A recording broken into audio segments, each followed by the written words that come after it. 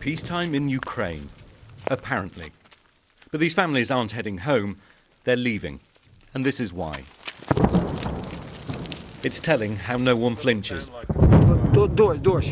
Accustomed to war, but tired of having to live with it.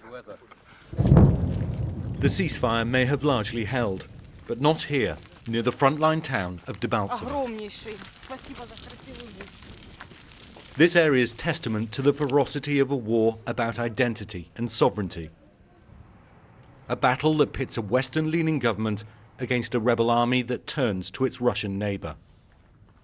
With more than 5,000 people killed and 1.5 million displaced, it'll be difficult for either side to forgive or forget.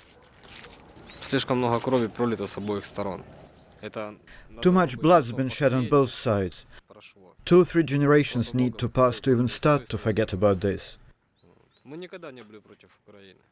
Too many people have suffered and been killed on both sides.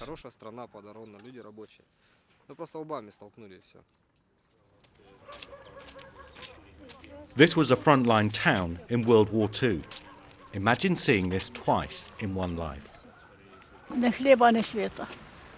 87-year-old Matrona says she hasn't got any power or bread.